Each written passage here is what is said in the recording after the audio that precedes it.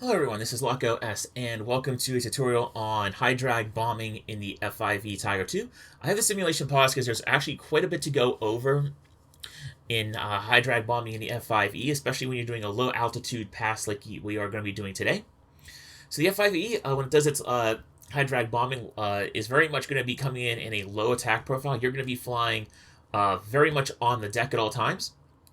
Something to keep in mind is that when you are flying the F-5E this low, you definitely want to make sure that you have your first thing to point out is you definitely want to have your radar or your altimeter setting.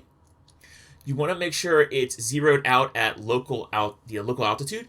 Since our target is at sea level, we are going to be adjusting our altitude to match sea level. So we have it at I checked the barometer pressure for this mission, and I made sure it was set to the in-game pressure setting. So that way this is reading relatively true to the ground, or to the actual altitude that we are at, and that'll be good because one of the important things about low-level releases that you need to at least have around like 200 feet of separation from the ground to make sure you don't run into your own bombs. So that's important to make sure you have that set up first, and you do that while you are doing your pre-flight checklist, getting into the air. Next thing to note is we want to set up our armament switches to the correct setting. We currently have our two wingtip pylons selected, so we're going to deselect those, and we're going to select all of our pylons in the middle here because they all have bombs on the aircraft today.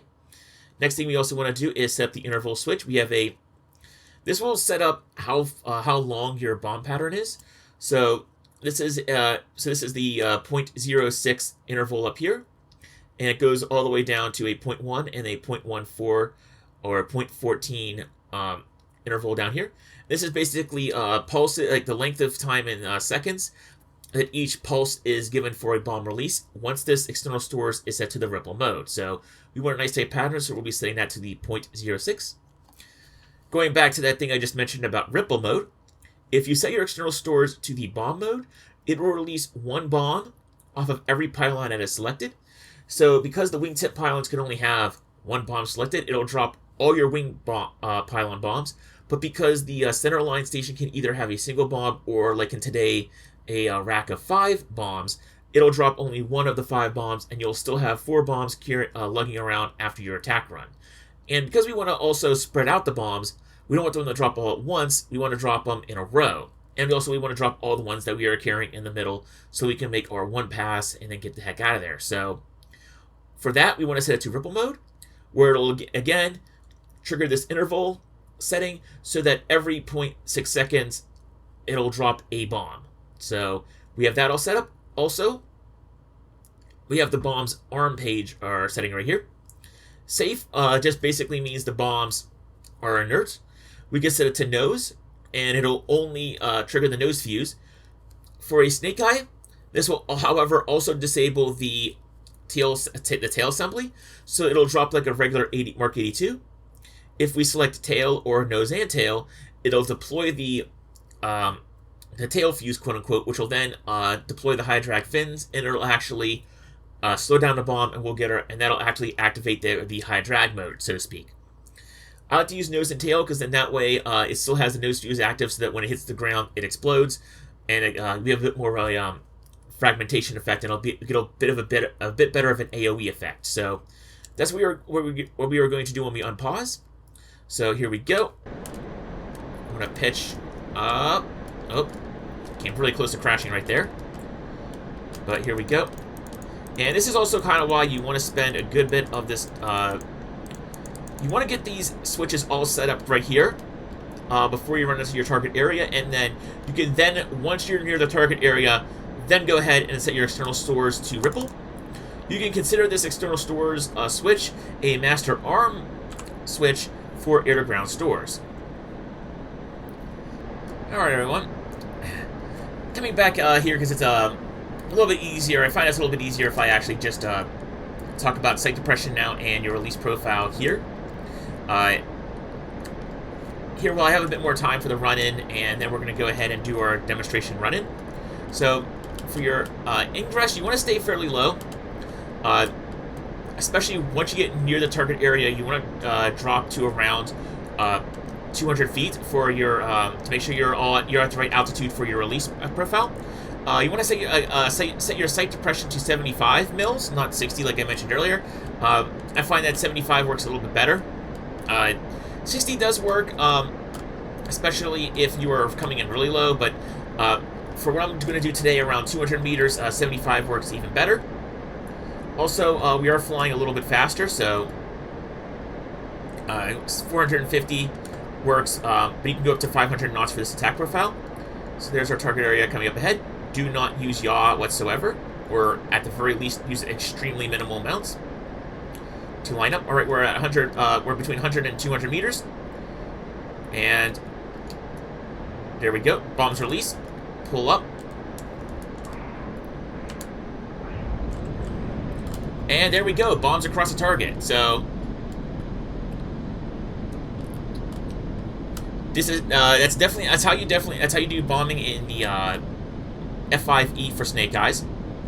The key notes are with this methodology.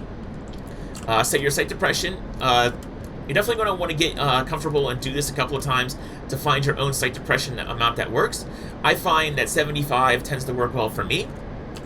75 and between 100 and 200 feet off the ground at a speed between roughly around 450 tends to result in good hits for me. But you definitely want to go ahead and play around with those parameters for yourself.